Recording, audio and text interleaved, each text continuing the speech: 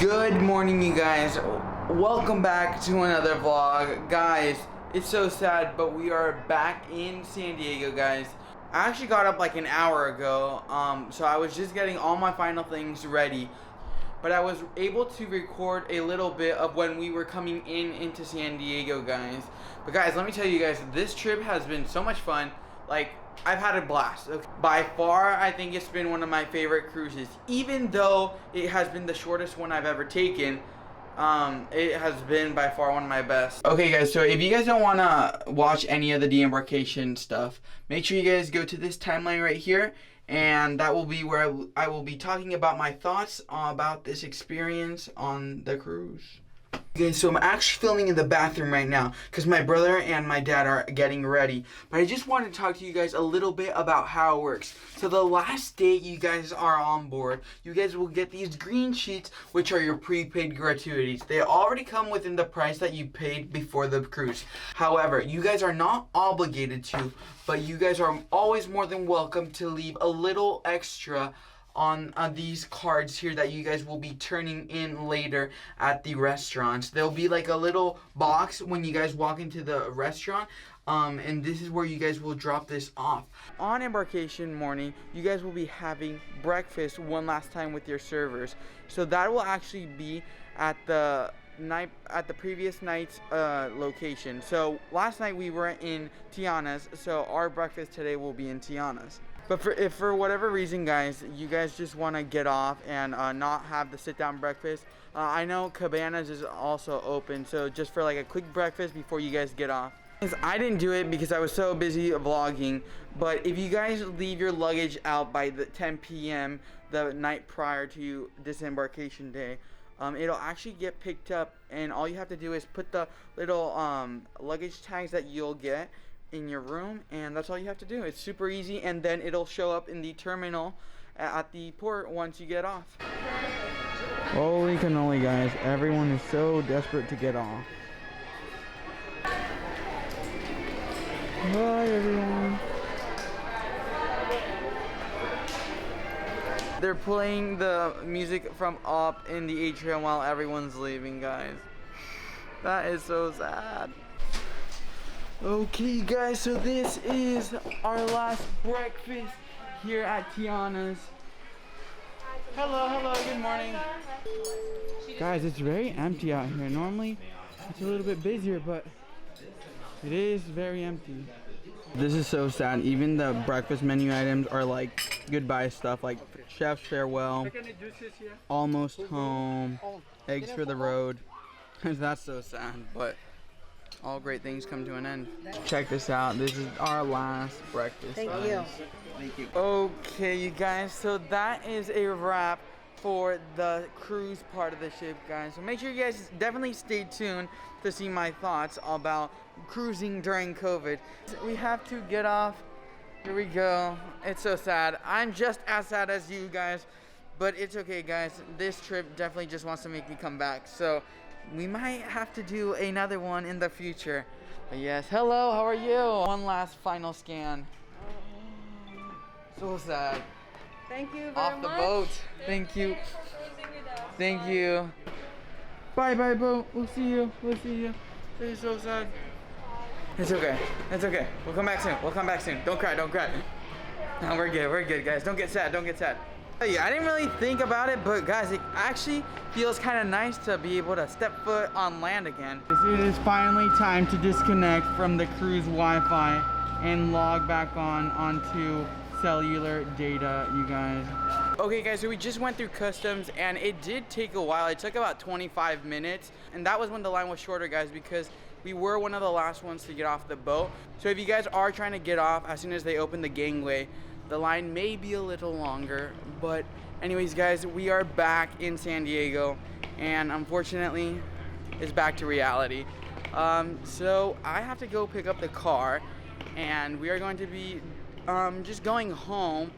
Alrighty guys, so for the next part of the video, I will be giving you guys my input on the Disney cruise during COVID. So definitely be sure to stick around, guys. What is up, you guys? So as you guys can tell, we are back home. I want to inform you guys about all the changes that have been made on Disney Cruise Line. after the pandemic. So I want to break it down into two parts. All the changes that have been made prior to boarding the ship, and then all the changes that have been made once on board the ship. So one of the new systems is called Safe Passage. Safe Passage is pretty much like where you upload all your health stuff. So you're going to upload your vaccination card on there. It is important to know that all guests 12 and above do have to be vaccinated as of now. And then after January 13th, 2022, all guests 5 and older have to be completely vaccinated. The definition of completely vaccinated is that it has to be 14 days past your second dose. For guests who aren't vaccinated, they're going to be needing 2 tests before they show up to the port. And those tests have to be rapid PCR tests. One has to be conducted 3 days before embarkation day, and then one has to be conducted 24 hours between port arrival time. Another big change that they made is that everything is through the app. So make sure you do download the Disney Cruise Line app before you leave so that you don't have any problems once you're there. And then a huge important part is that make sure that all your Safe Passage stuff is approved before you show up to the port. Like, you have to upload your items and then they'll be pending for a couple days until they get approved by someone who's viewed it. And then after that, then you should be good. But I definitely recommend to bring your COVID vaccination cards just in case, because in case there's any problems, you can just pull it out and show it to them that you're fully vaccinated. On sailings more than 5 days, you will have to take another test before disembarking the ship. And all that about the Safe Passage, it opens up 15 days before your embarkation day. So make sure to do it as soon as the 15-day countdown starts, because you don't want to be behind on that stuff. Or else you're going to get denied boarding the ship and you're going to miss your cruise. And then make sure to do the normal Disney Cruise Line check-in, where you upload your information, your passport, all the information that you need. And that opens up 30 days before your embarkation day. And like the Safe Passage, you do have to get approved your Disney Cruise online check-in. So make sure you're constantly checking that couple days before to make sure that there's no problems, because you have to upload a photo of your passport and it may get disapproved, because if the photo is not clear enough, it'll get disapproved. So make sure that everything is approved so that you don't have any problems. And I highly recommend bringing all your documentation with you on board, so that just in case there is not any problem at all. At the end of your check-in, you're going to get a paper with your port arrival form. On that port arrival form is going to be your QRs that you're going to need to check in. You use it so much during embarkation day because you don't get your key to the world card until you get on board. So you use those QR codes so much. So I definitely recommend printing out at least 2 just in case you lose one, because like I said, you use them for so much during the process. And for port arrivals, make sure you do not get there early, because they are super strict on when you get there. They're really enforcing the port arrival time so that not everyone crowds up near the port at once. The only difference once you do show up to the port is that you're going to get a COVID test the first thing you do when you get to the port, and then you're going to have to wait around to check in until you get your results. And now on to the fun stuff. Once you're on board and once your vacation has officially started, the first thing that happens when you get on board is you're going to have the mini sail away party. They used to have a huge deck party once you got on board, but now, because of the COVID changes, they have a small show in the atrium as soon as you walk in. And as soon as you walk into the atrium, you'll see that there are a bunch of social distance markers on the floor to watch the show. They not only have it in the atrium, but they have them throughout the entire ship, because these cruises do require you to be socially distanced from other families, which made the boat seem very empty. So since the boat does have a limited capacity, the venues as well have a limited capacity. So make sure you get there early for your shows, because if you show up on time, there's a good chance that the venue will already be full and you won't get to see the show. So the second thing that you do as soon as you walk on board is the safety drill. Right as soon as you're done with the mini sail away party, cast members will direct you to deck 4, and then another set of cast members will direct you to your assembly station, where you will check in, and the process seriously takes like 2 minutes. It is all done through the app. All you have to do is take a picture of your assembly station sign, and then that is it. You are free to go and go have fun and eat. To be honest, one of the biggest things I missed on this cruise was the deck parties. We only had one deck party on our cruise because it was a Halloween cruise, so we did have a Halloween deck party. However, we didn't have a Pirates Night deck party. I'm not sure why they were able to do the Halloween and not the Pirate Night one, but it is what it is. So on my cruise, there was only one deck party. Another change that they made regarding entertainment was the Broadway style shows in the Walt Disney Theater.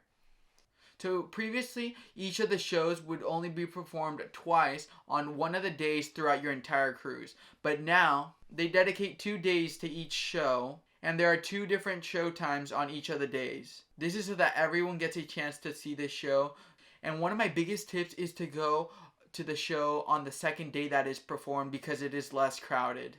Once the show ends, there are cast members there that will excuse parties one by one to leave the theater so that not everyone leaves the theater at once. And now on to kids clubs. The biggest change is that now you have to book an appointment to drop off your kid at the kids club.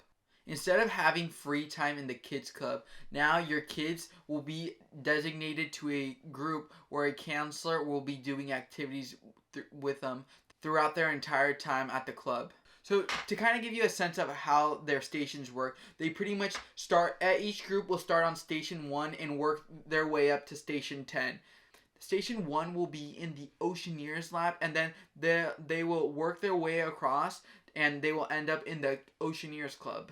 This is done so that the kids don't make contact with all the other kids there, especially since they are the ones not vaccinated. So it may be a little worse because your kids won't be able to do whatever they want while they're in the club, but it is nicer because they're always going to be with a cast member / counselor.